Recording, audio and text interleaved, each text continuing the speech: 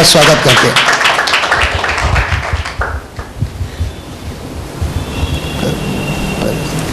Last time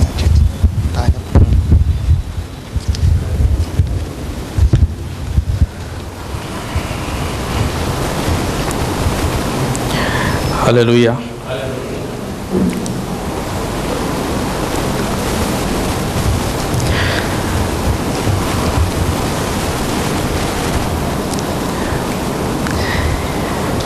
आइए, pastor जी ने प्रार्थना की है, लेकिन मैं एक बार फिर से परमेश्वर के आत्मा से मध्यस्थता करते हुए हम लोग जैसे अगुवाई होती है, आइए हम प्रार्थना करते हैं और हम आगे बढ़ते हैं। हालेलुया। बाइबल कहती है दो तुम्हें दिया जाएगा, आमीन। लिखा है। एक छोटी सी गवाही देते हुए मैं स्टार्ट करता हूँ। जब मैं ये सीरीज़ कंटिन्यू है, लेकिन आज वचन जो है शायद मैं बांटने के मूड में नहीं था, लेकिन परमेश्वर के आत्मा ने अगुवाई किया कि नहीं, इसको हमको बांटना है। तो जैसे मैं इस वचन को बांटना चाहता हूँ, मैं आपसे रिक्वेस्ट करता हूँ कि अगर आप अन्य भाषा में मुझे बैकअप दे सकते हैं तो परमेश्वर आपको आशीष देगा। आइए, जैसे लिखा है दो तुम्हें दिया जाएगा।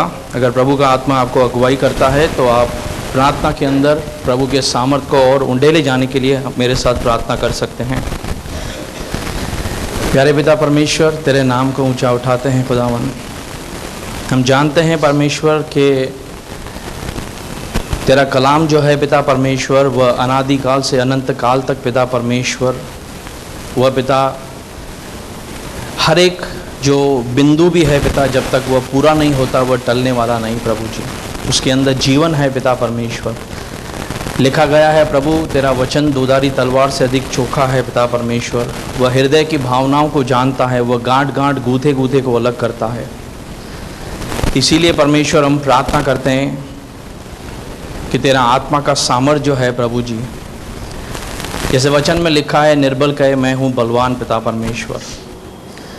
प्रभु पौलुस कहता है, जहाँ मैं निर्बल हूँ वहाँ मसीह मेरा बल है पिता परमेश्वर। इसीलिए हम उस आत्मा को पिता, जो तूने चेलों से भी कहा कि जब पवित्र आत्मा आएगा तब तुम सामर्थ को पाओगे, वही पवित्र आत्मा आज भी कार्य करता है परमेश्वर। वही पवित्र आत्मा आज भी पिता परमेश्वर सामर्थ देता है। वही पवित्र आत्मा आज भी प्रभु चीज़ों को अपने नियंत्रण में रखता है परमेश्वर। इसीलिए प्रभु हम शुरुआत से लेकर अंत तक चीज़ों को तेरे हाथों में सौंपते हैं परमेश्वर।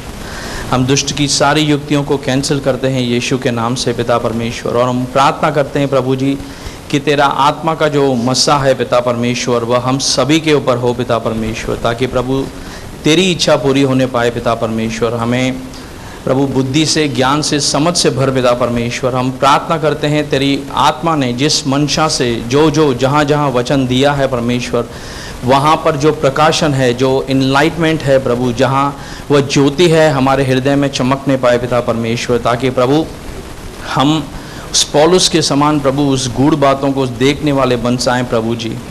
प्रभु हम प्रार्थना करते हैं, जैसे यूहन्ना भी कहता है, हम में से हर एक जना घटे लेकिन तू बढ़ता जाए परमेश्वर, ताकि तेरी महिमा हो प्रभु। सारा प्रभु इस समय का दावा हम तेरे हाथों में सौंपते हुए मिलकर प्रार्थना यीशु के नाम से मांगते हैं। तू सुनो, स्वीकार कर हमारे आत्मिक पिता, आमीन। हालेलुया।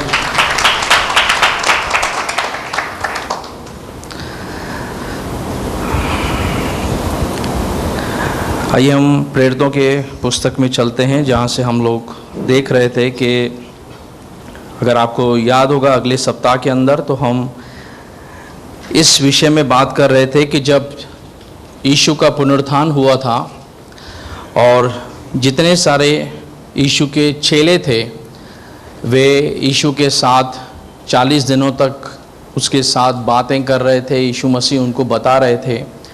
हमने लूका के अध्याय में से देखा, हमने पतरस के पहले अध्याय में से देखा कि उस समय उनकी बातों को जो यीशु मसीह ने उनसे कही थी उनको समझ नहीं पाए थे। कहीं कहीं पर वहाँ पर परमेश्वर ने, यहाँ कहें कि यीशु ने परमेश्वर की आत्मा के, उस पवित्र आत्मा के सामर्थ को उंडेला, जहाँ पर उनको समझ मिली।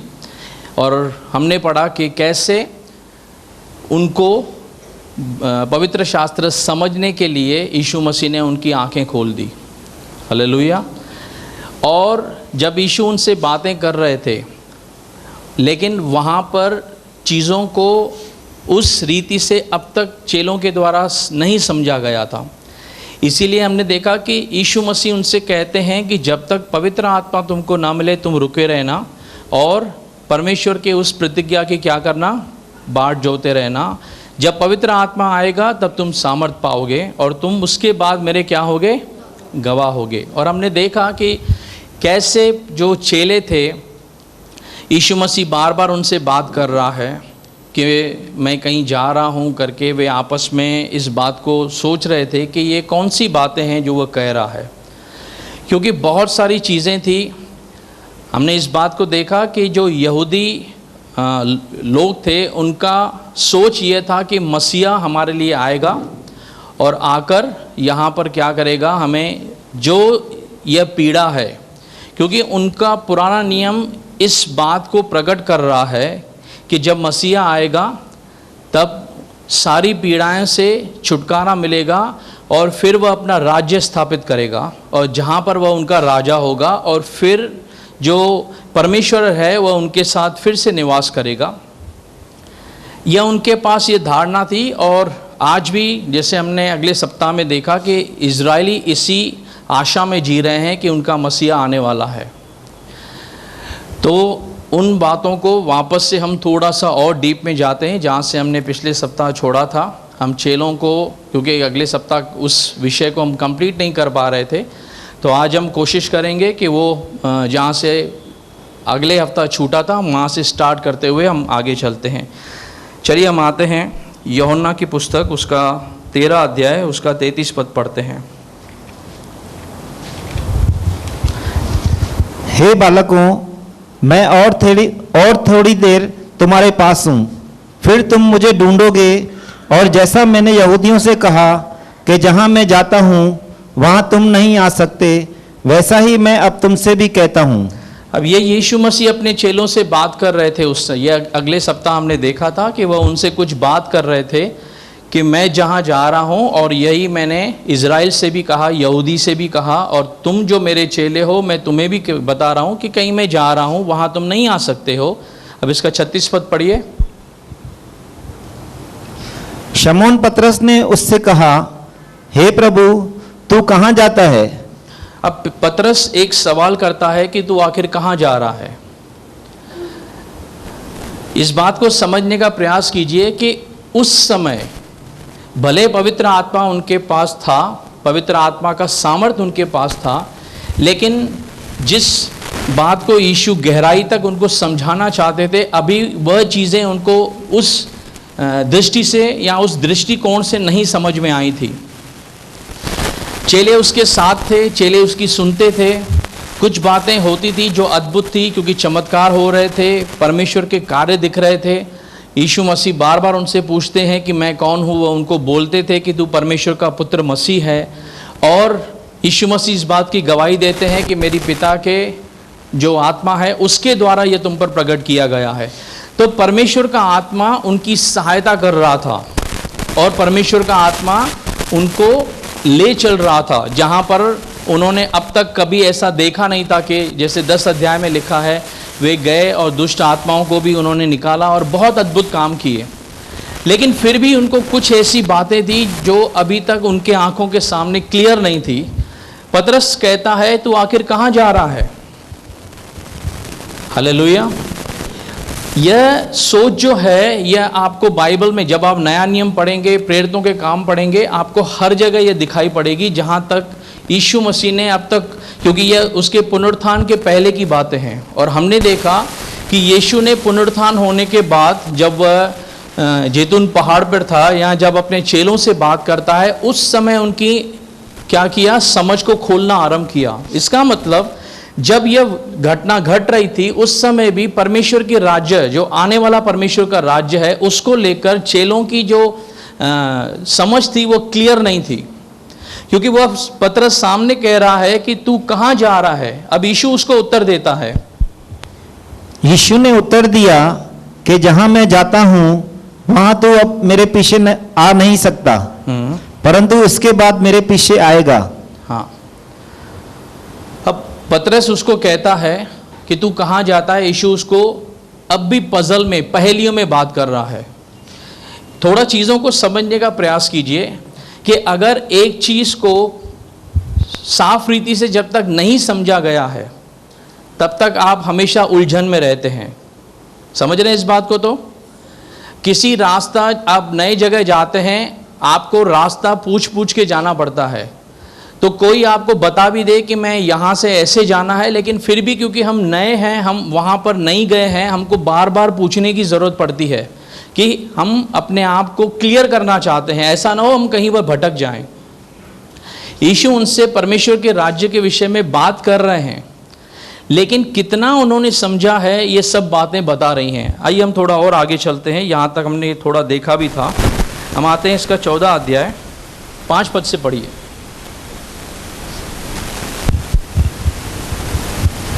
थोमा ने उससे कहा, हे प्रभु, हम नहीं जानते कि तू कहाँ जाता है। हाँ पढ़िए, कहाँ जाता है। थोमा ने उससे कहा, हे प्रभु, हम नहीं जानते तू कहाँ जाता है, तो मार्ग कैसे जाने। थोमा सवाल करता है उसका एक और चेला कि प्रभु आप कहाँ जा रहे हो, हमको यही नहीं पता, तो वहाँ का रास्ता भी हमको कैसे पता होगा। बात को समझ रहे हैं? मैं आपको समझाने का प्रयास कर रहा हूँ कि चेलों ने कितना समझा था उस समय जब तक यीशु मसीह उनके साथ था, सलीब पे गया नहीं था। सलीब के पुनरुत्थान होने के बाद यीशु जब उनको सिखाना आरंभ करता है तब भी बहुत सारी बातें उन्होंने सीखी नहीं थी। हमने प्रेरितों में पढ़ा, उस समय भी वो यीशु से एक सवाल करते हैं, क्या तू इज़राइल को अभी फिर से राष्ट्र दे देगा? क्योंकि वह बार बार कहता है मैं जा रहा हूँ, जब मैं वापस लौटूंगा तब तुम मेरे साथ चलोगे। तो उनको यह लग रहा था कि अब यीशु पुनरुत्थान होके आया है तो अब इज़राइल को राष्ट्र मिलने वाला है। उनकी सोच कहाँ पर थी, हम इस बात को समझने का प्रयास कर रहे हैं। थोमा भी उससे सवाल करता है, हमको यह पता ही नहीं है आखिर तू कहाँ जा रहा है, तो हम वहाँ का रास्ता कैसे हमको पता चलेगा। आगे यीशु ने उससे कहा, मार्ग और सच्चाई और जीवन मैं ही हूँ, बिना मेरे द्वारा कोई पिता के पास नहीं पहुँच सकता। अब यीशु मसीह पवित्र आत्मा से भरे हुए कुछ उनको शब्द बताते हैं कि तुमको रास्ता नहीं पता, मैं तुमको बोलता हूँ मार्ग मैं हूँ, सच्चाई सत्य मैं हूँ, जीवन मैं हूँ। यीशु मसीह परमेश्वर के विषय में, वचन के विषय में एक गवाही दे रहे वहाँ पर। थोमा जब उससे कहता है हम मार्ग नहीं जानते, वो उसको एक बताना चाहता है कि मैं मार्ग हूँ, जहाँ मैं तुम्हें ले जाना चाहता हूँ, अगर तुम मेरे साथ में बने रहोगे तो तुम वहाँ पहुँचोगे। मेरे अंदर तुम्हें क्या मिलेगा? सच्चाई मिलेगी। यानी क्योंकि वचन जो है, यीशु मसीह कौन है? परमेश्वर का वचन, और वचन क्या है? सत्य है। तो वचन जो है वो सत्य है और जीवन है। चेलों से पूछता है, चेले भी गवाही देते हैं अनंत जीवन तो तेरे पास है। लिखा है ना, यूहन्ना 3:16 में लिखा है कि क्या किया परमेश्वर ने? जगत से ऐसा प्रेम किया कि उसने अपना इकलौता बेटा दिया है, ताकि अगर हम इस पे विश्वास करते हैं हम नाश नहीं होते लेकिन क्या पाएं? तो जीवन जो अनंत काल का है वह यीशु मसीह कहता है वह मेरे पास है। वह उनको और बातें कर रहा है। आगे, यदि तुमने मुझे जाना होता तो मेरे पिता को भी जानते, और अब उसे जानते हो और उसे देखा भी है। अब थोड़ा समझने का प्रयास कीजिए। यीशु उनको बातें कर रहा है कि तुमने मुझे जाना होता। अगर तुमने मुझे जाना होता, इसका मतलब यह नहीं है कि तुम मुझे नहीं जानते।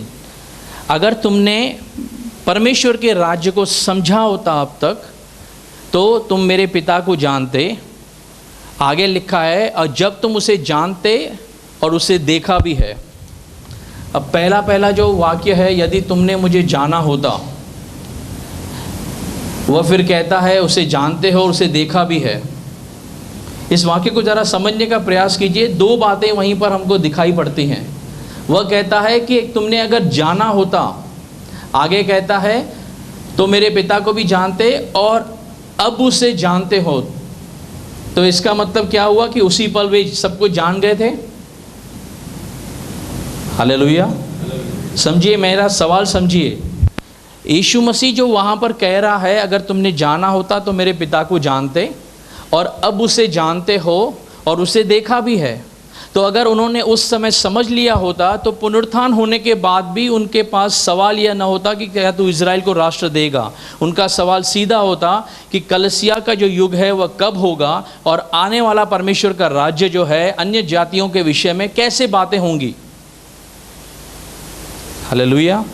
थोड़ा समझना मुश्किल है अगर आप नए हैं, बाइबल को नहीं पढ़ते हैं, या बाइबल आपको नहीं समझ रहा, तो मैं आपको थोड़ा सा बताना चाहता हूँ कि इज़राइल जो है वह परमेश्वर के एक निज जाति करके गिनी जाती है। और यीशु जब 2000 साल पहले आए थे उनके उद्धार के लिए, वे इसकी बाट जो रहे थे कि यीशु मसीह आएंगे और हमको उद्धार मिलेगा और परमेश्वर का राज्य स्थापित होगा। लेकिन वह जो मसीह आया, इज़राइल उनको न देख पाया, उसको न ग्रहण कर पाया और उनको त्याग दिया। इस कारण परमेश्वर ने हम सबको, जो अन्य जाति से आते हैं, जो परमेश्वर के निज इज़राइल नहीं थे, परमेश्वर ने हमें अपने पास बुलाया। वही यूहन्ना 3:16 जो कोई उसके पास आए, तो हम जितने सारे यीशु मसीह के पास आए हमें अनंत जीवन मिला है। हालेलुया। तो यह जो सब अनंत जीवन मिला है, हम यहाँ पर क्या इंतजार करते हैं? आज कलीसिया हम यहाँ पर मिलके किस बात का इंतजार करते हैं? कि एक ऐसा दिन आने वाला है जब मसीह बादलों पर आएगा और हम जितने उसके साथ ईमान से उसकी बाट जोड़ते हैं, उसका इंतजार करते हैं, जो सच्चाई से चलते हैं, वे क्या होंगे? उसके साथ बादलों पर उठाए जाएंगे और हवा में उससे मिलेंगे। और क्या होगा? इस रीति से यीशु मसीह जो है वह कलीसिया को अपने से क्या करेगा? अपनी दुल्हन को मिलाएगा। पता है यह चीज? नहीं पता अगर तो मैंने आपको थोड़ा सा ब्रीफ दे दिया कि कैसे होने वाला है। हालेलुया। यह चीज आज हमको पता है। अगर चेलों को उस समय यह बातें पता नहीं थी कि आने वाले समय के अंदर किस रीति से क्या कलीसिया कोई होगी, क्या अन्य जातियों को परमेश्वर का आत्मा दिया जाएगा, उस समय उनकी मानसिकता नहीं थी। वे इस बात को समझने का प्रयास भी नहीं कर पा रहे थे, क्योंकि यीशु जो बोल रहे थे वो बहुत पहेलियों में बात कर रहे थे। आगे पढ़िए। फिलिप्पुस ने उससे कहा, हे प्रभु, पिता को हमें दिखा दे, यही हमारे लिए बहुत है। इसका पहले वाला वाक्य आइए। और अब उसे जानते हो और उसे देखा भी है। यीशु उनको कहता है, तुमने मुझे देख लिया, तुमने पिता को देख लिया। वो नहीं समझ पाए। इमीडिएट पीछे आगे वो फिलिप्पुस कहता है, प्रभु पिता को हमें दिखा दे, हमारे लिए ये क्या है? बहुत है। हम पिता को देख सकें, हमारे लिए बहुत है। उनकी सोच को जरा टटोलने की कोशिश कीजिए कि यीशु बातें तो कर रहा है उनसे, लेकिन उनके पास वह अब तक समझ नहीं है कि वो समझ पाए आखिर कौन से निर्देश में, डायरेक्शन में यीशु बात कर रहा है। हालेलुया। बहुत समय आप बाइबल पढ़ते हैं घर पे, वचन आपने पढ़ लिया, लेकिन कभी कभी वो वचन किस बारे में लिखा है यह समझने के लिए थोड़ा सा मुश्किल होता है। बराबर? आपको यह कठिनाई होती है अगर बाइबल पढ़ते हैं तो। फिर आज यहां हम क्या करते हैं? बार बार उसको पढ़ते हैं, या फिर प्रभु के किसी दास के द्वारा हम उसके विषय में अधिक जानकारी लेते हैं। हमें पता चलता है कि यह वचन क्यों ऐसे लिखा है, उसका मतलब ऐसे कैसे है। ठीक है ना? जब खोजे जा रहा था रास्ते में, तब परमेश्वर ने फिलिप्पुस को उसके पास भेजा। हुआ यशाया का पत्र पढ़ रहा था और फिलिप्पुस उससे पूछता है, तू क्या जो पढ़ रहा है? वो बोलता है, मैं जो पढ़ रहा हूं जब तक कोई मुझे समझाए नहीं, कैसे मुझे समझ में आएगा? तब परमेश्वर के आत्मा के द्वारा जो फिलिप्पुस भेजा गया था, वह पूरा जो है शास्त्र के विषय में उसे क्या करता है? समझ देता है।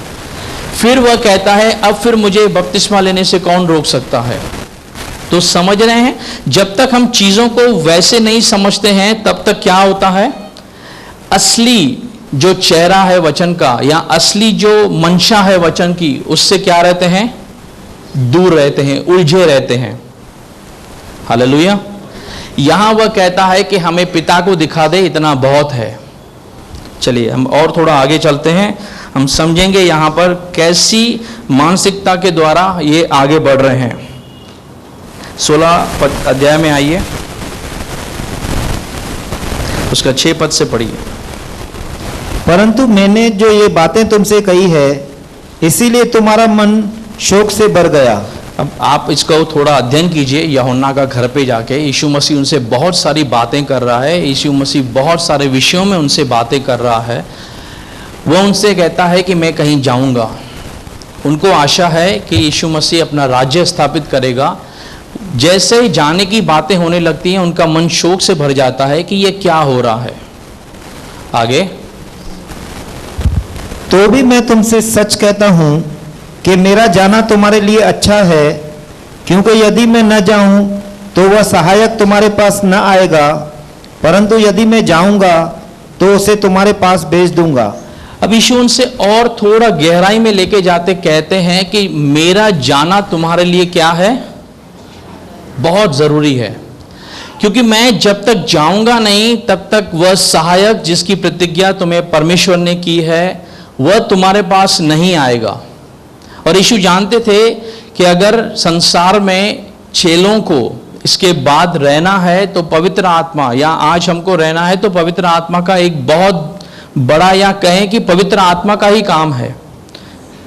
बिना पवित्र आत्मा के एक विश्वासी जो है वह जीवन नहीं बिता सकता, क्योंकि लिखा है जो आत्मा के द्वारा चलते हैं वही परमेश्वर के पुत्र और पुत्रियां हैं। तो पवित्र आत्मा के द्वारा, क्योंकि जब पतरस देखता है कुरनेलियस के घर के अंदर कि अन्य जातियों पर पवित्र आत्मा उतरता है, तब उसे अचंभा होता है। समझिए इस बात को, उस समय भी यीशु मसीह का स्वर्गारोहण हो चुका है। पतरस प्रचार करना आरंभ कर चुका है। जब पतरस प्रचार कर रहा है, 3000 लोगों ने उस दिन क्या किया था, बपतिस्मा लिया था। हालेलुया। लेकिन कुरनेलियस के घर पे जब परमेश्वर उसे भेजता है, जब अन्य जातियों पर पवित्र आत्मा उतरता है, पतरस अचंभे से भर जाता है। अन्य जातियों पर पवित्र आत्मा उतर रहा है, अगर इनके ऊपर ऐसा उतरता है तो अब कौन इनको उद्धार से रोक सकता है।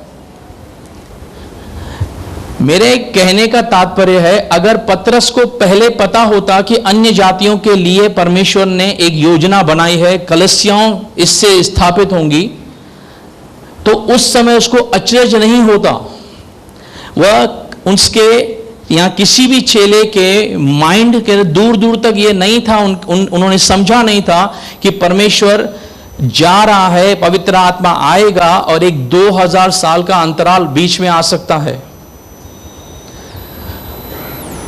उनको जिस मानसिकता से वे चल रहे थे, उनको 2 बातें क्लियर थी। मंदिर सामने है, मसीहा सामने है, और मसीहा आया है, बस मसीहा आकर अपना क्या करेगा, राज्य स्थापित करेगा। लेकिन वहां पर उन्होंने कुछ चूक की थी करके, कि मसीहा जो आया है वह पहले पापों का बलिदान चुकाने के लिए आया है। वो नहीं जानते थे कि मसीहा का एक बार और आना है, उसके बाद फिर मसीह युग का स्टार्ट होना है। तो बाइबल कहती है, जब वो उनसे बातें कर रहा था कि मेरा जाना तुम्हारे लिए लाजमी है, जब मैं जाऊंगा तुम्हारे ऊपर क्या करूंगा, सहायक भेजूंगा। आगे पढ़िए। और वह आकर संसार को पाप और धार्मिकता और न्याय के विषय में निरुत्तर करेगा। चलिए 12 पद से पढ़िए। ये बातें फिर बीच में देखेंगे कभी, क्योंकि समय थोड़ा कम है। हाँ, मुझे तुमसे और भी बहुत सी बातें कहनी है, परंतु अभी तुम उन्हें सह नहीं सकते। यीशु मसीह उनसे बातें करता है, चेलों से बातें करता है, मैं तुमसे बहुत कुछ बोलना चाहता हूं, लेकिन अभी तुम क्या है, सह नहीं पाओगे। क्यों नहीं सह पाओगे? आपने किसी बॉडी बिल्डर को देखा है, या जो ओलंपिक्स चलते हैं एथलेटिक्स को देखा है, वह हैवी वेट लिफ्टिंग उठाते हैं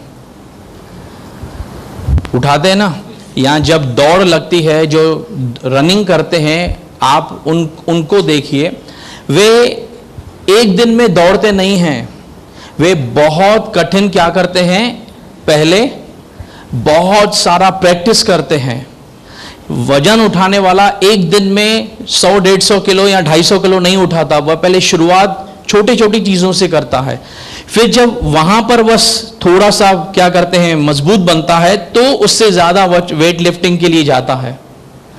यीशु उनसे बातें कर रहा है कि मैं जो इस समय देख रहा हूं तुम चीजों को नहीं समझ पाओगे, तुम्हारे लिए क्या है इस समय सहना कठिन है, नहीं समझ पाओगे। यीशु उनके साथ बातें कर रहा है, यीशु वहां पर है, उनकी चीजें उनको समझा रहा है। क्या यीशु मसीह उनको बिठा के सब चीजें बता नहीं सकता था? बता सकता था ना।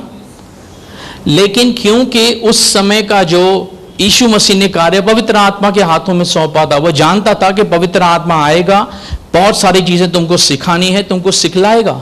इसीलिए जाते समय जैतून पर्वत पर वो उनको कहता है जब तक पवित्र आत्मा नहीं आएगा तुम नहीं जाना यहां से, क्योंकि तुम्हारी तैयारी जब तक पूरी ना हो जाएगी, जब तक पवित्र आत्मा का सामर्थ ना आएगा तब तक तुम बाहर नहीं जाओगे। यहां तुम रहो जैसे पवित्र आत्मा तुमको बता रहा है। और बाइबल कहती है जब वे वहां पर इकट्ठा थे, अटारी पे प्रार्थना कर रहे थे, और क्या हुआ, पवित्र आत्मा उतरा और आग सी जीभें उनको क्या हुई, फटती हुई दिखाई दी। जैसे परमेश्वर का आत्मा उतरा, क्या हुआ उस दिन? कुछ हुआ? हालेलुया। जिस दिन पवित्र परमेश्वर का आत्मा उतरा था उस दिन क्या हुआ था? सब अन्य भाषा बोलने लगे, ठीक है, पवित्र आत्मा के सामर्थ्य से भर गए, यह भी ठीक है, बपतिस्मा लिया, हालेलुया। और भी कुछ हुआ था उस दिन? हाँ, क्या हुआ? जोर से बोलिए।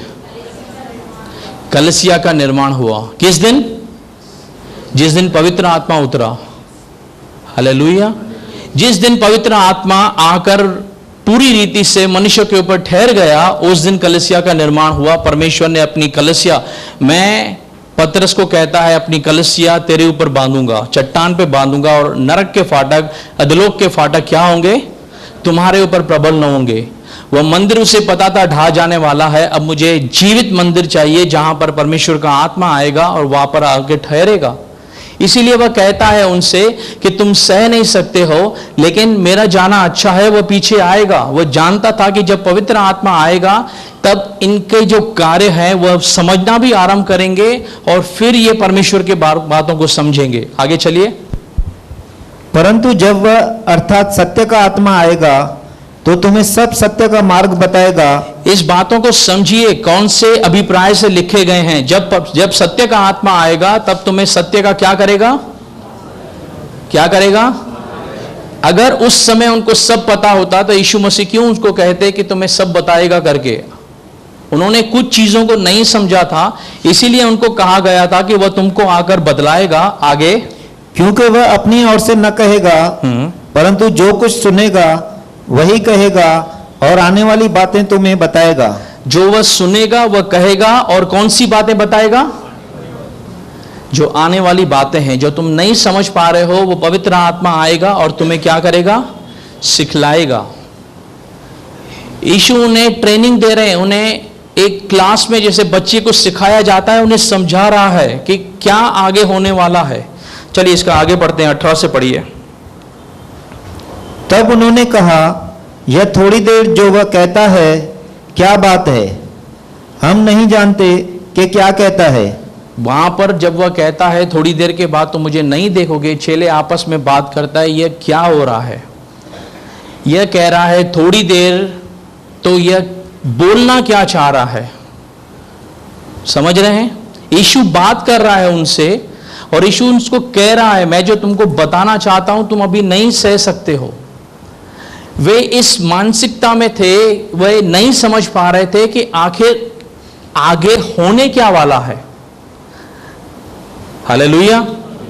वह सोच रहे थे कि यह जो बोल रहा है इसका आखिर मतलब क्या। आगे पढ़िए। यीशु ने यह जानकर कि वे मुझसे पूछना चाहते हैं, उनसे कहा, क्या तुम आपस में मेरी इस बातें के विषय में पूछताछ कर रहे हो कि थोड़ी देर में तुम मुझे न देखोगे और फिर थोड़ी देर में मुझे देखोगे? यीशु उनसे कहता है कि वह जानता था कि यह असमंजस में है, ये नहीं समझ रहे हैं कि मैं जो उनको बोल रहा हूं आखिर इसका क्या असली मतलब है, कि मैं कहां जा रहा हूं। आगे, मैं तुमसे सच सच कहता हूं कि तुम रोओगे और विलाप करोगे, परंतु संसार आनंद करेगा।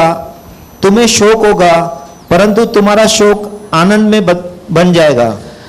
अब एक चीज को समझिए कि मान लीजिए कोई एक ऐसा व्यक्ति है जो 4-5 बैग उठा के पहले ही लड़खड़ा रहा है चलते हुए, आपने 3-4 बैग उसको और दे दी, तो उसकी हालत क्या होगी? कंफर्टेबल तो होगा? नहीं होगा ना। क्यों नहीं होगा? क्योंकि जितना उसके पास वजन है वह उसी में लड़खड़ा रहा है।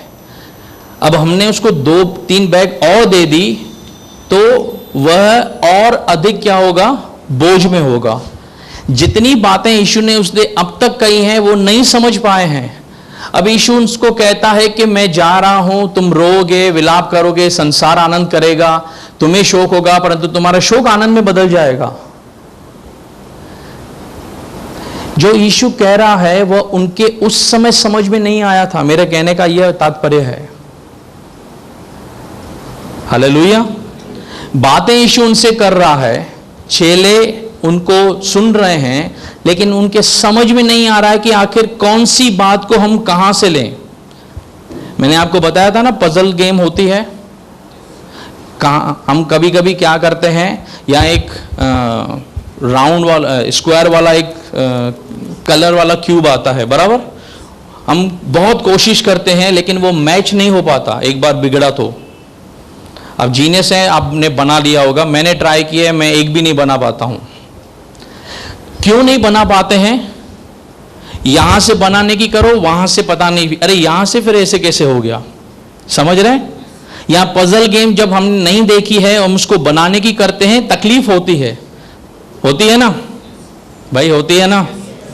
तो जब चीजों को जिस मंशा से हम मिलाने की कोशिश कर रहे हैं वो नहीं मिलती हैं, तो हम उलझन में रहते हैं। वही दशा थी उन समय चेलों की। चेलों के लिए चीजें बहुत बिखरी हुई थी। जैसे हमने उस पहले एक पिक्चर को देखा था अगली सभा के अंदर, वह बिखरे बिखरे चीजें हैं। उनको पता नहीं है कि आखिर यीशु मसीह क्या बोलना चाह रहा है। उनकी मानसिकता उलझन वाली थी, आगे क्या होने वाला है उनको पता नहीं था। इसका 22 पद पढ़िए। और तुम्हें भी अब तो शोक है, परंतु मैं तुमसे फिर मिलूंगा और तुम्हारे मन में आनंद होगा, और तुम्हारा आनंद कोई तुमसे छीन न लेगा। वह उनसे फिर कहता है कि अब तुमको शोक होता है, मैं मिलूंगा तुमसे, तुम्हारा आनंद होगा, और तुम्हारा आनंद कोई छीन नहीं सकता। वह उनको कहता है मैं फिर मिलूंगा। इसीलिए जब यीशु मसीह पुनरुत्थानित हुए और जब वहां पर बैठे थे, तब उनकी सोच यह सोच रही थी, यीशु कह रहा था वह जा रहा है, मतलब वो मरने के विषय में बोल रहा था। अब वह जी उठा है और वापस आया है। हालेलुया। समझिए इस बात को, वह मर गया, अब जी गया है। यानी वह बोल रहा था मैं कहीं जा रहा हूं, वहां तुम नहीं आ सकते हो। यानी जहां वह मरने के बाद जाता है, जब तक हम नहीं मरे नहीं जा सकते, लेकिन वो वापस आया है। और यीशु ने उनको कहा था कि जब मैं वापस आऊंगा तुम्हें आनंद होगा। अब वे सोच रहे थे कि ये वापस आया है, तो अब हम उससे पूछते हैं क्या तो अब इजराइल को राष्ट्र देगा। समझ रहे हैं? वहां पर वो उसको वह सवाल करते हैं, क्योंकि उनको पता था वह कहीं जाने वाला है, पुनरुत्थानित होकर वापस आया है, तो अब वापस से राज्य स्टार्ट करेगा। अभी तक वो चीज वहां नहीं समझे थे। तभी यीशु उनसे कहते हैं कि जो समय और जो कालों को पिता ने अपने वश में रखा है वह तुम्हारा काम नहीं है। इसका मतलब ये नहीं है कि तुम नहीं समझोगे। पवित्र आत्मा आएगा, तुमको आके डिटेल में पूरा समझाएगा कि क्या होने वाला है। चलिए आगे बढ़ते हैं थोड़ा और देखते हैं। 26 से पढ़िए। उस दिन तुम मेरे नाम से मांगोगे, और मैं तुमसे यह नहीं कहता कि मैं तुम्हारे लिए पिता से विनती करूंगा। आगे। क्योंकि पिता तो आप ही तुमसे प्रति रखता है, इसीलिए कि तुमने मुझसे प्रति रखी है। 28 पढ़िए। मैं पिता से निकलकर जगत में आया हूं, फिर जगत को छोड़कर पिता के पास जाता हूं। मैं पिता से निकलकर जगत में आया हूं, जगत से निकलकर पिता के पास जा रहा हूं। जब ये सब बातें हो रही थी, मैंने आपको बताया उन्होंने बहुत सारी चीजें सुनी थी लेकिन समझी नहीं थी। उनको चीजों को समझने में समय लगा। जब पवित्र आत्मा उनके ऊपर उतरा था, मैंने आपको बताया कुरनेलियस के घर में पतरस जो था, जब देखता है अन्य जातियों पर पवित्र आत्मा उतरता है, तब उनका सोच विचार तब्दील होता है कि अच्छा ऐसा सिस्टम है कि अब परमेश्वर ने इनको भी समझो दिया है। जब पवित्र आत्मा ने उनको सिखाना आरंभ किया, जब पवित्र आत्मा ने चीज़ों को क्लियर करना आरंभ किया, जब वे पवित्र आत्मा से भरने लगे, तब जाकर चीज़ें धीरे धीरे उनको समझ में आई। हालेलुया। और उसी बीच जब यहाँ पर हम यरूशलेम में देखते हैं कि परमेश्वर अपना यहाँ कार्य कर रहा था, जब इनको पवित्र आत्मा के द्वारा, क्योंकि एक यहाँ पर इनके साथ समस्या क्या थी कि क्योंकि इनको ये कोई भी पढ़ा लिखा व्यक्ति नहीं था, इनको परमेश्वर के वचन के बारे में या पुराने नियम के बारे में ज़्यादा जानकारी नहीं थी। तो चीज़ों को समझ पाने के लिए जब तक कोई चीज़ पहले से उनको पता नहीं है कि क्या होने वाला है, उनको उस विषय में समझने में समय लगा। पवित्र आत्मा जब आता है तब उनकी आंखें खुलती हैं, समझ खुलती हैं, धीरे धीरे वो चीज़ों को क्लियर रीति से समझना आरंभ करते हैं। और जब तक ये समझ रहे थे, परमेश्वर अपना एक और अभिप्राय लेकर आया था, अपना एक और अभिप्राय सिद्ध कर रहा था। जो शाऊल कलीसियाओं को सता रहा था, जो शाऊल इस धुन में था कि जितनी कलीसियाएं बनेंगी, या जो मतलब ऐसा कहें कि जितने सारे वहां पर लोग इकट्ठा होते हैं यीशु के नाम से, उनको मारने के लिए, क्योंकि वह कहता है इस पंथ के लोगों के लिए। यानी अब तक वह हम ऐसा ना कहें कि वह कलीसिया उस समय बन चुका था या क्या, लेकिन जो यीशु के अनुयायी थे वह उसे धुन थी करके वह भी व्यवस्था को अच्छे से जानता था और मूसा की व्यवस्था का पालन करने वाला था। अगर आप पढ़ेंगे शाऊल के विषय में, पौलुस के विषय में, वह कहता है मुझे अपने पंथ के लिए एक धुन थी करके। और जो कोई यीशु को फॉलोअर था वो उसको मारना चाहता था।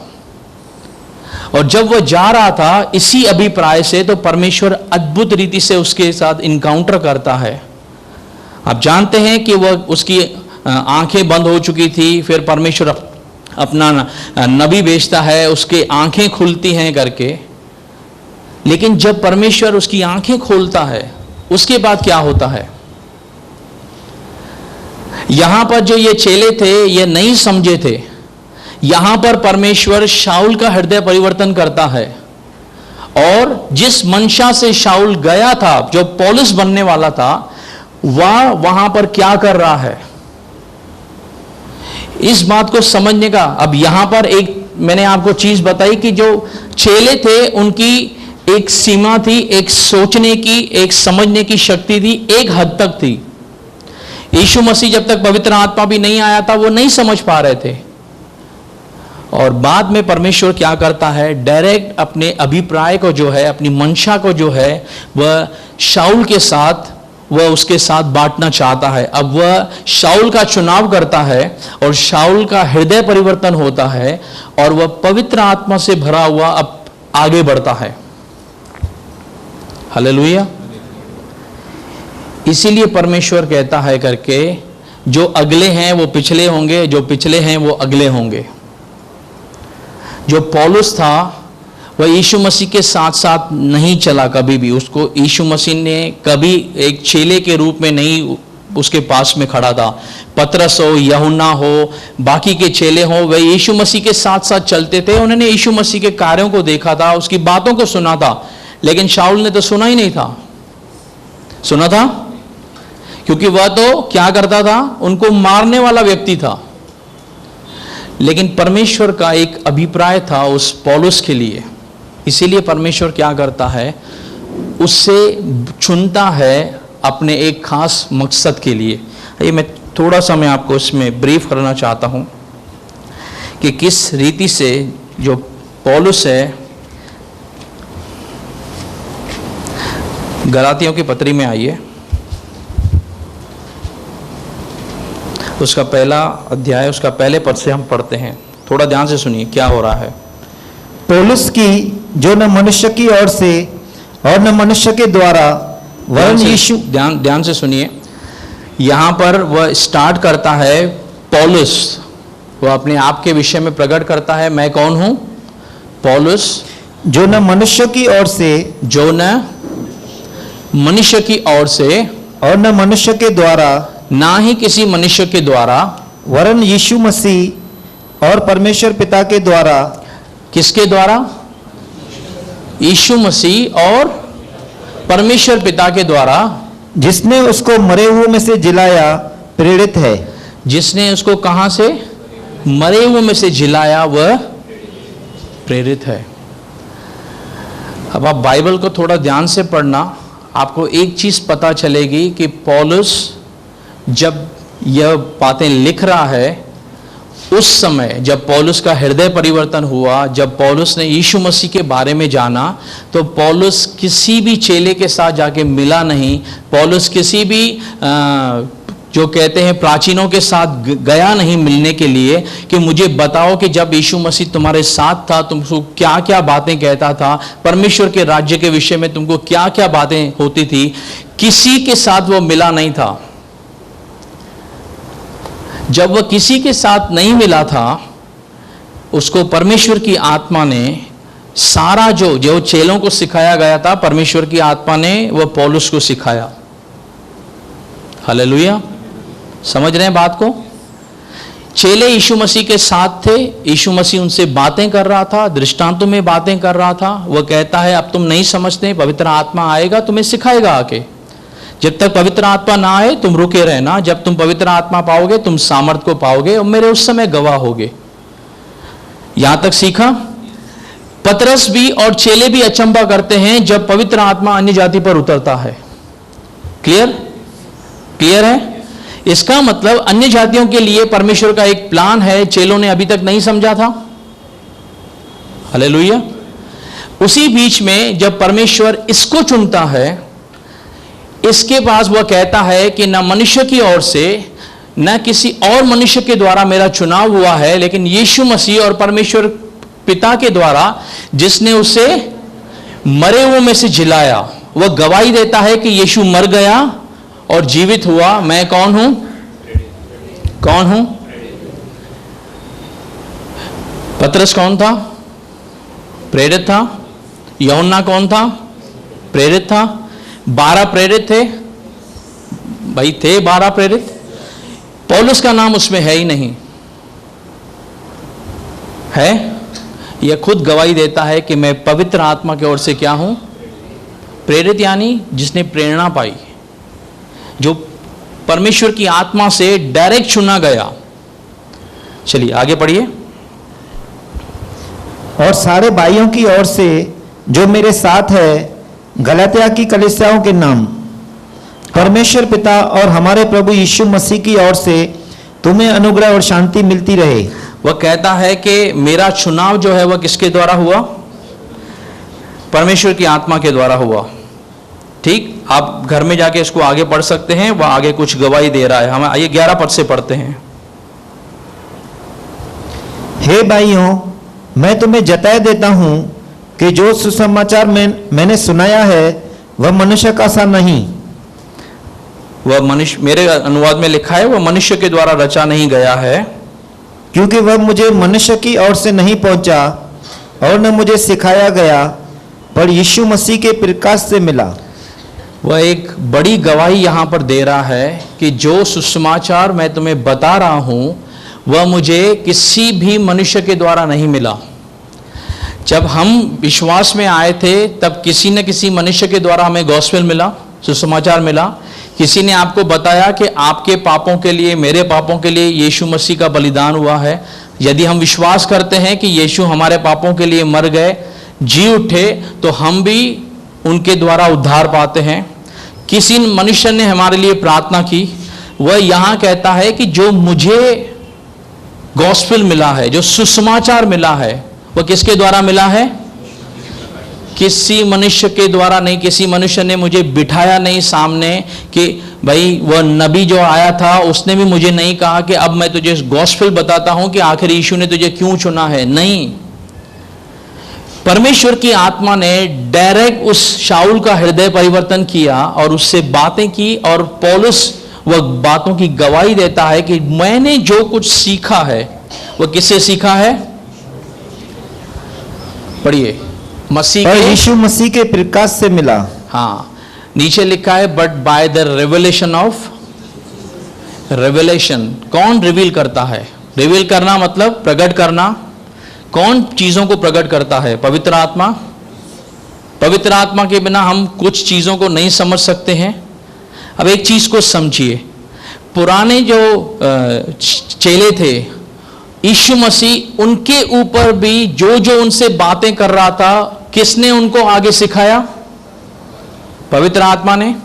धीरे धीरे वे पवित्र आत्मा के कार्यों को देखते गए, सीखते गए, समझते गए। यहां पौलुस का चुनाव होता है। पौलुस के साथ कौन बात कर रहा है? कौन बात कर रहा है? समझ रहे हैं चीजों को? पवित्र आत्मा पौलुस को बैठ के पूरा का पूरा बात को बता रहा है कि स्टार्टिंग से लेकर अब तक क्या हुआ। चलिए थोड़ा और आगे पढ़ते हैं, आप समझेंगे। पढ़िए। यहूदी मत में जो पहले मेरा चाल चलन था, तुम सुन चुके हो कि मैं परमेश्वर की कलीसिया को बहुत ही सताता और नाश करता था। वह पहले मारने वाला था, वह खुद गवाही देता है। आगे क्या हुआ? चलिए हम 16 पद से पढ़ते हैं। जब इच्छा हुई, 1 मिनट, 15 पद से पढ़िए। परंतु परमेश्वर की, जिसने मेरी माता के गर्भ ही से मुझे ठहराया और अपने अनुग्रह से बुला लिया, जब इच्छा हुई कि मुझ में अपने पुत्र को प्रकट करे। जब इच्छा हुई कि मुझ में किसको प्रकट करे?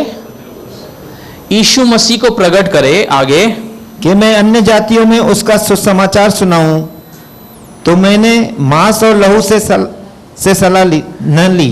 पौलुस कुछ चीजों को गहराई से बताना चाहता है कि जब परमेश्वर का अनुग्रह मुझ पर हुआ और उसने मुझे चुनाव किया, किसके लिए? अन्य जातियों के लिए। मैं अन्य जातियों के लिए प्रेरित बना और परमेश्वर ने मुझे अपने पास बिठा के अपनी आत्मा के द्वारा सब कुछ सिखाया। वह आगे कहता है, जब मैं सीखने लगा तब मैंने क्या किया? किससे? मतलब क्या? कौन है मांस लहू? व्यक्ति, मनुष्य।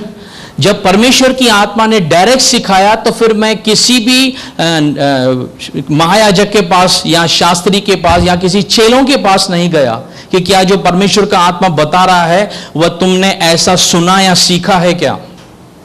समझ रहे हैं बात को? परमेश्वर का आत्मा जब उसे सीधा बता रहा है, वह कहता है मैंने मांस लहू से सलाह न ली। अब इस चीज को मैं थोड़ा सा पहले क्लियर कर देना चाहता हूं कि मान लीजिए कल को परमेश्वर आपका चुनाव करता है और आप कहते हैं कि भाई मुझे परमेश्वर बात कर रहा है, और बिना सोचे आप निकल पड़ते हैं कि मैं मांस और लहू से सलाह क्यों लूं, क्योंकि पौलुस ने भी नहीं लिया। तो ऐसा नहीं करना। परमेश्वर की आत्मा ने जब उसको इनकाउंटर होता है अद्भुत रीति से, तब परमेश्वर की आत्मा से सब कुछ सुन के उसके पास जब क्लियरेंस आया तब वो आगे बढ़ा। अगर आपके पास इतना क्लियरेंस है कि आपको पवित्र आत्मा क्या बोलना चाहता है, क्या डायरेक्शन में लेके जाना चाहता है, तो फिर आप किससे सलाह ना करें। लेकिन अगर इस वाक्य को पढ़कर आप सीधा निकल जाएं कि बस मेरी सेवकाई ऐसी है, मैं यहां जाऊंगा वहां जाऊंगा, किसी से सलाह नहीं लूंगा, तो फिर आप एक अलग डायरेक्शन में चीज को लेके जाएंगे। यह मुद्दा नहीं है, लेकिन क्योंकि वचन आया है हम उसको क्लियर करते हुए आगे चलेंगे। वह कहता है मैंने किसी से क्या किया? सलाह नहीं ली, क्योंकि पवित्र आत्मा ने सब कुछ प्रकट कर दिया था पौलुस पे। आगे, और न यरूशलेम को उनके पास गया जो मुझसे पहले प्रेरित थे। अब इस चीज को पकड़ना। वह खुद कहता है कि जब पवित्र आत्मा के द्वारा मैं सिखाया गया, जब मैं प्रेरित बना, मैं किसी भी प्रेरित के पास नहीं गया। हालेलुया। वह खुद कह रहा है इस बात को कि जब मुझे प्रकाशन मिला, परमेश्वर ने मुझे चुना, तब मैं किसी भी चेले के पास, प्रेरित के पास नहीं गया।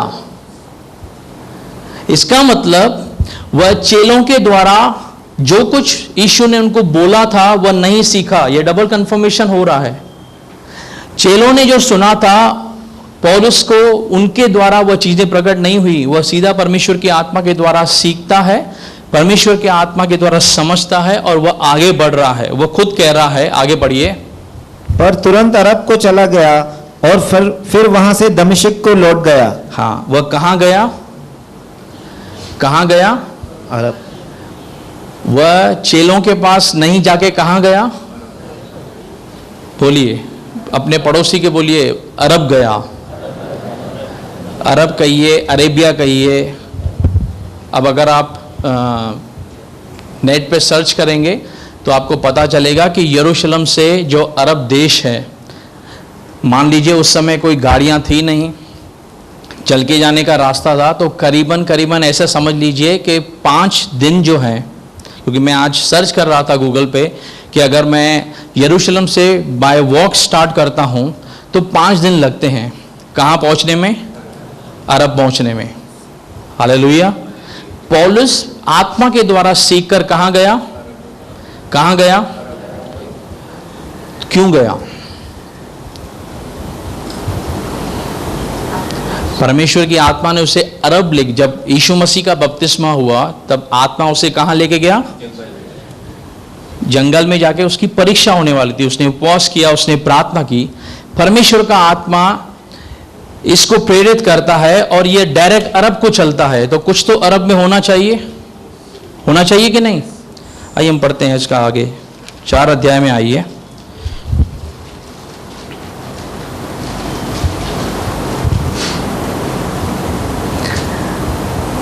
चौबीस पद से पढ़िए। इन बातों में दृष्टांत है, ये स्त्रियां मानो 2 वाचाएं हैं। हाँ, एक तो सीने पहाड़ की, जिससे दासी उत्पन्न होते हैं, और वह हाजिरा है। अब ध्यान से सुनिएगा, पढ़िए 25 पद। और हाजिरा मानो अरब का सीने पहाड़ है। हाजिरा मानो, अब मेरा टॉपिक हाजिरा नहीं है, इसके लिए हम उस वहाँ ही नहीं जाएंगे, लेकिन हाजिरा कौन है? अरब का कौन है? अरब में क्या है? सीने पर्वत। क्या है? कहिए अपने पड़ोसी को, अरब में सीने पर्वत है। पौलुस कहाँ गया? डायरेक्ट अरब गया, परमेश्वर का आत्मा लेके गया। अब जानते हैं, जब मैं इसकी स्टडी कर रहा था मुझे इस बात से बहुत उत्साह हुआ करके कि परमेश्वर का आत्मा जब चीज़ों को किसी को लीड करता है, जब बताता है कहाँ कैसे गया। अब इस बात को समझिएगा, मूसा को व्यवस्था कहाँ पर मिली? अगर आपने पुराना नियम पढ़ा है तो आपको समझ में आ जाएगा, मूसा को व्यवस्था सीने पहाड़ पे मिली, बराबर। परमेश्वर ने उसको बता दिया कि मेरा मंदिर कैसा होगा, मेरा वाचाएं होगी मंदिर के रिलेटेड या इजरायलियों के रिलेटेड, जितनी सारी परमेश्वर ने क्या किए वाचाएं ठहराई, वह उसको कहाँ मिली? सीने पर्वत पर मिली। अब परमेश्वर उसे वहां लेकर गया, या वह आत्मा से प्रेरित होकर उसके मन में जिज्ञासा थी, क्योंकि उसको व्यवस्था की जानकारी थी। पौलुस को वह पिछला नियम, वह खुद कहता है कि मेरा शिक्षक है गमलीएल जिससे मैं सीखा हूं, उसे पुराने नियम की जानकारी थी। वह वहां पर सीखकर वहां पर जब जाता है, वह उस एरिया के अंदर था। और बाइबल स्कॉलर्स ऐसे कहते हैं कि जब परमेश्वर ने उसे इनकाउंटर दिया था, उसको कुछ लीड मिला था, वह जब यहां पहुंचता है, यह एक एरिया था जहां पर परमेश्वर अपना सारा मंशा पौलुस के ऊपर डालता है। पवित्र आत्मा उसे सिखाता है करके, शुरुआत से लेकर अंत तक एक जैसे पिक्चर चलती है ना, वह पौलुस के सामने पूरा चलाता है करके। इसीलिए वह कहता है कि जब परमेश्वर ने मुझे चुना तो मैं किसी मांस और लोह से सलाह लेने नहीं गया, क्योंकि मैं परमेश्वर के और पिता के द्वारा क्या ठहरा हूं? प्रेरित। क्योंकि मुझे किसी मनुष्य ने सुसमाचार नहीं बताया, मुझे डायरेक्ट परमेश्वर का आत्मा लेकर गया और उसने मुझे स्टार्ट टू एंड तक सब कुछ दिखाया। यहां परमेश्वर चेलों को अपने आत्मा के द्वारा वही सिखाने का प्रयास कर रहा है, वहां परमेश्वर पौलुस के द्वारा अपनी मंशा को प्रकट कर रहा है। चेले कहां जाएंगे? यरूशलेम में। स्टार्टिंग कहां से होगी? यहूदियों से होगी, और परमेश्वर पौलुस को अन्य जातियों के पास भेजता है।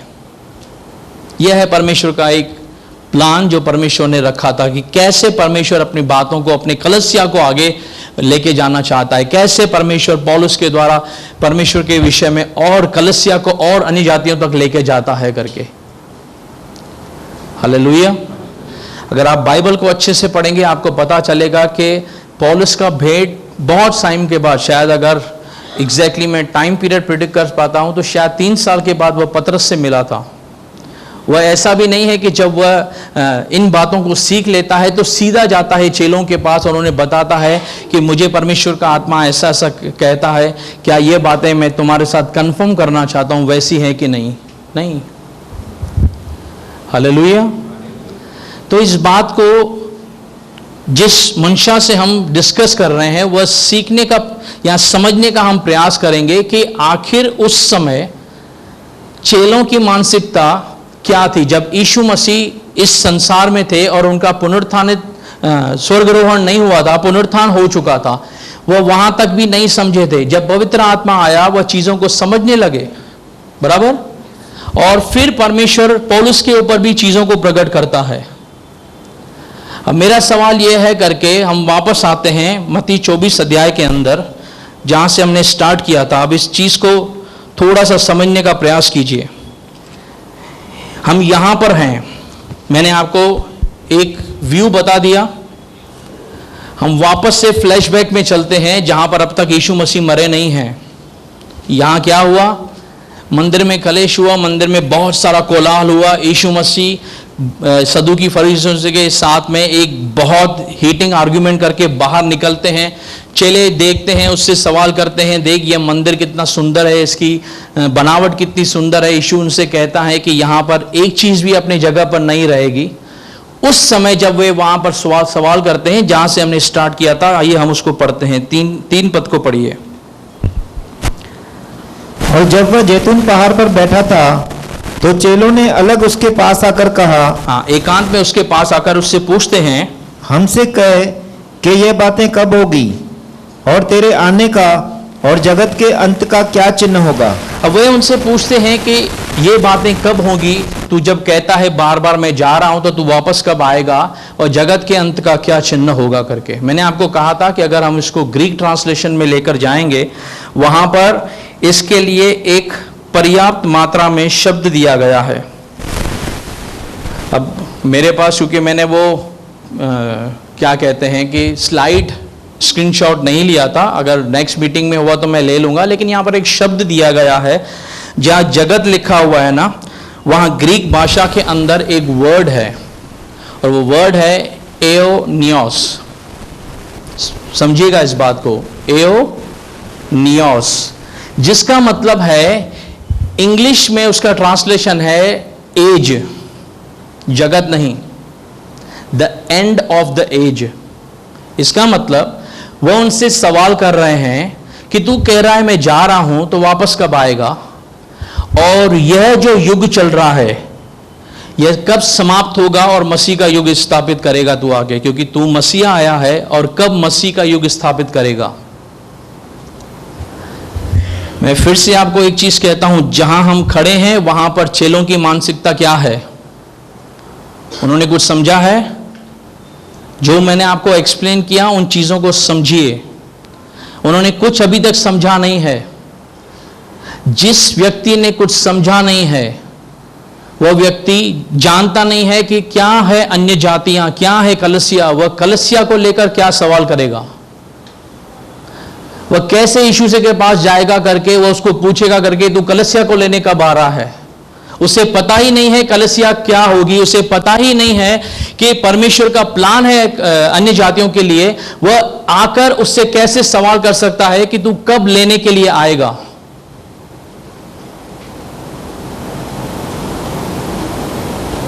लॉजिक समझिए इस चीज के अंदर वह क्या पूछने का प्रयास कर रहा है, क्योंकि वह असमंजस में है। वह पूरी तरीके से इस चीज को नहीं समझ पा रहे हैं कि यीशु आखिर कहां जा रहा है। यहां पर प्रॉब्लम यह है क्योंकि शब्द जो हैं, अब मैं आपको एक छोटा सा उदाहरण देता हूं, आप समझिएगा करके।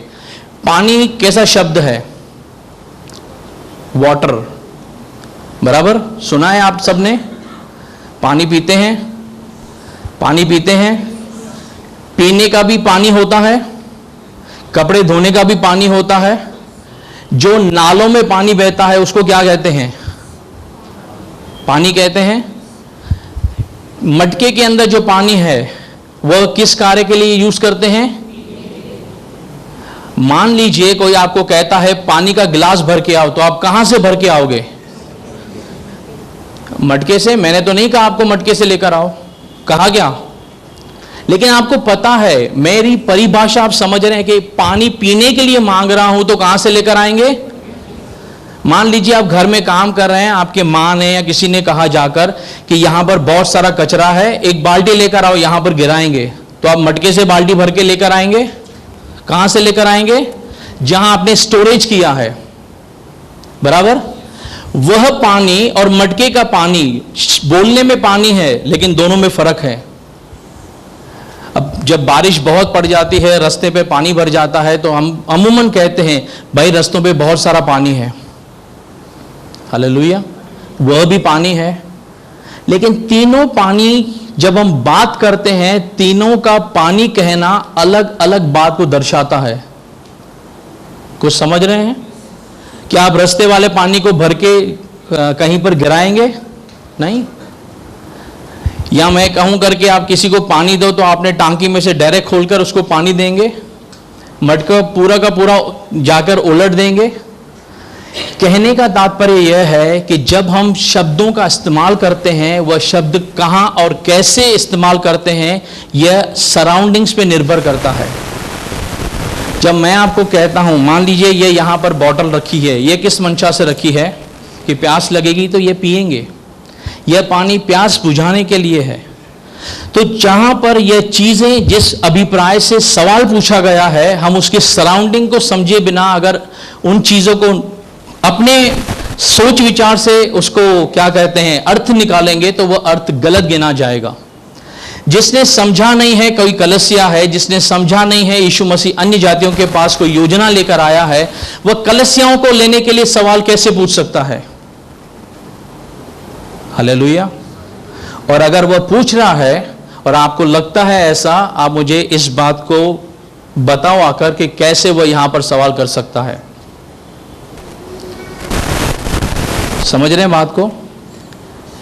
चेले नहीं जानते थे यीशु कहां जा रहा है, उनको केवल इतना पता था ये कहीं जा रहा है, को नहीं पता था ये पिता के पास जाएगा, पवित्र आत्मा आएगा, 2000 वर्ष का समय लगेगा, कुछ नहीं जानते थे वे ये भी नहीं पूछते हैं करके कि जब कलसिया उठाई जाएंगी उस समय नाश होगा, तो फिर कैसे यहां पर अंत होगा, वो उनको पता ही नहीं था उसके विषय में। इन सवालों का जब तक हम अच्छे से समझ नहीं सकते कि अर्थ क्या है, उलझन जो है वो हमेशा बनी रहेगी। हालेलुया। मैंने आपको पानी का एग्जाम्पल दिया, बराबर? क्या कोई छोटा बच्चा होगा, आप उसको जाके कहो कि पानी लेकर आओ, वो जल्दी से गया, उसको जो हाथ में लगा वो पानी लेकर आया। आपने जो उसको कहा, उसने जो समझा करके, जरूरी थोड़ी है कि वह समझ पाया कि आप क्या उसको कहना चाह रहे हैं। मेरी बात समझ रहे हैं? उसी रीति से पहले यहां कौन से अभिप्राय से सवाल किया गया है, कौन सी मंशा से, मत्ती 24 अध्याय के अंदर सवाल क्या है, करने वाला कौन है। लास्ट टॉपिक है मेरा, सवाल किसने किया। पतरस कौन था? पतरस चेला था, लेकिन पतरस एक और व्यक्ति भी था। कौन? कौन? नहीं, प्रेरित था। देखिए, पतरस चेला था, प्रेरित था, सब था, लेकिन पतरस यहूदी भी था। समझ रहे हैं?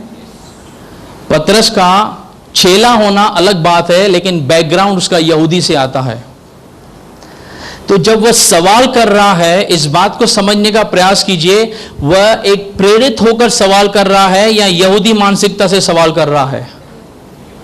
यहां पर जब वह उसको पूछ रहा है, वह यह चीज नहीं समझ पाया है करके कि परमेश्वर का एक कलसियाओं को लेकर प्लान है, इजराइल को रिजेक्शन में जाना पड़ेगा, यह सब कुछ तबाह हो जाएगा और परमेश्वर अपनी आत्मा के द्वारा सब कुछ बाद में लेकर आएगा। उनको केवल इतना पता था मसीह सामने है, मंदिर सामने है, अब मसीह का राज्य स्थापित होगा। इसीलिए वो उनसे कहते हैं यह कब युग समाप्त होगा और तेरा युग कब स्टार्ट होगा। सवाल पूछने वाला व्यक्ति कलीसिया को रिप्रेजेंट नहीं कर रहा, सवाल पूछने वाला व्यक्ति यहूदी को रिप्रेजेंट कर रहा है। वह यहूदी मानसिकता से वह सवाल कर रहा है, क्योंकि उसे पता था करके कि मुझे जो सिखाया गया है कि मसीह आएगा और हमारे दुखों का अंत होगा, वो वहां से छुटकारा पाने की, इसीलिए उन्होंने काम काज सब छोड़ दिया था अपना और उसके पीछे चले थे। हालेलुया। तो इस चीज को जब तक आप नहीं समझते हैं तब तक यहां से जो यह अध्याय है आपको स्टार्टिंग से ही आपको कंफ्यूजन करता रहेगा। अभी बहुत सारी चीजें इस अध्याय से जो हमको देखनी है करके, जैसे जैसे हम आगे बढ़ते हैं वहां पर कौन सी चीज है, ये बेसिक चीज है। क्योंकि जब हम प्रकाशित वाक्य में जाएंगे बहुत सारी चीजें होंगी जो आपको समझने के लिए बहुत सारा जोर लगाना पड़ेगा। जब तक आप ये चीजें नहीं समझे हैं तब तक आपको चीजें और समझने के लिए क्या होगा, कठिनाई होगा। जैसे मैंने आपको पानी का एग्जाम्पल दिया, आपने बच्चे को बोला, बच्चे को ये समझ नहीं थी कौन से पानी को लेकर आना है, उसको केवल पानी दिखा, वह लेकर आया। वैसे ही हमको यहां से समझना है कि जब यीशु मसीह से चेले सवाल कर रहे हैं, उस सवाल का असली मायना क्या है। जब हम यह समझ लेते हैं तो हमें आगे की चीजें क्लियर दिखाई देंगी।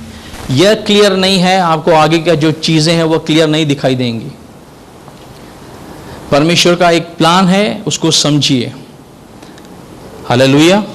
चलिए, समय हो रहा है।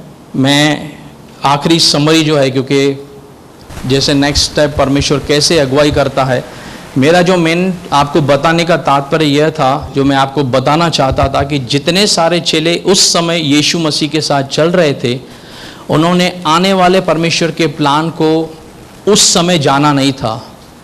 जब पवित्र आत्मा आया, उन्होंने चीज़ों को समझना आरंभ किया। और यहाँ पर परमेश्वर अन्य जातियों के लिए भी एक योजना निकालता है और परमेश्वर पौलुस का क्या करता है, नियुक्ति करता है, जिसको कोई चेला नहीं सिखाता, जिसको परमेश्वर का आत्मा सिखाता है। और परमेश्वर इनके द्वारा अपने अभिप्राय को, अपने कार्यों को क्या करके जा रहा है, आगे लेकर जा रहा है।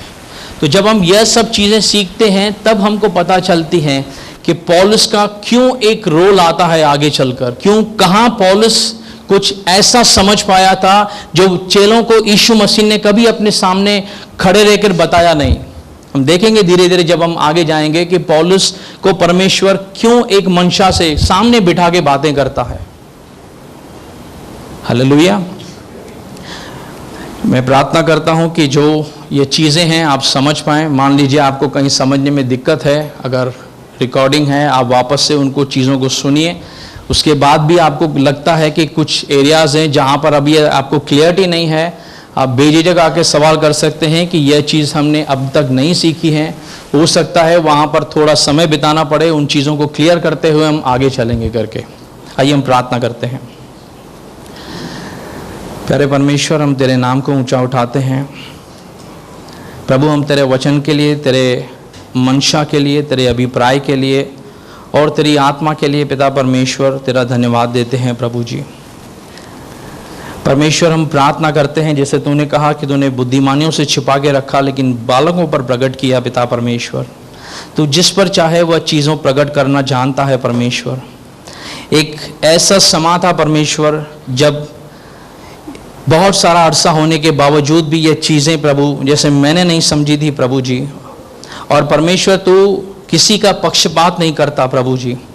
जो इस बात के लिए पिता परमेश्वर, जो बाइबल कहता है भूखे हैं प्यासे हैं परमेश्वर, तो उनके ऊपर प्रकट करता है परमेश्वर। तो आज हम प्रार्थना करते हैं प्रभु, यहाँ बैठा हुआ हर एक व्यक्ति प्रभु, तो उनके अंदर वह भूख और वह प्यास उत्पन्न कर पिता परमेश्वर। तेरे वचन के लिए, तेरे आत्मा के लिए वह भूख और प्यास उत्पन्न होने दे पिता परमेश्वर। तेरी आत्मा ने जैसे पौलुस को सिखाया पिता परमेश्वर, आज पिता यही प्रार्थना है कि तेरा आत्मा बैठे हुए हर एक व्यक्ति को प्रभु स्वयं से सामने से बैठ के प्रभु सिखाने वाला बन पाए प्रभु जी, हम आपसे प्रार्थना करते हैं परमेश्वर।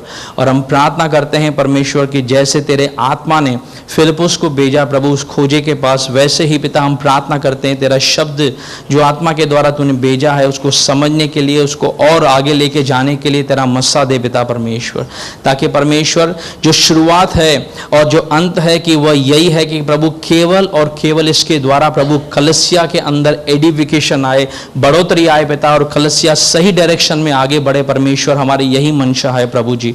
पिता हम प्रार्थना करते हैं ताकि हम में से हर एक को घटना पड़े लेकिन तेरी आत्मा का कार्य कभी रोकने न पाए परमेश्वर। जिस अभिप्राय से, जिस मंशा से तूने वचन को उंडेला है, उसी अभिप्राय से, उसी मंशा से वचन को समझने में सहायता कर, मदद कर परमेश्वर।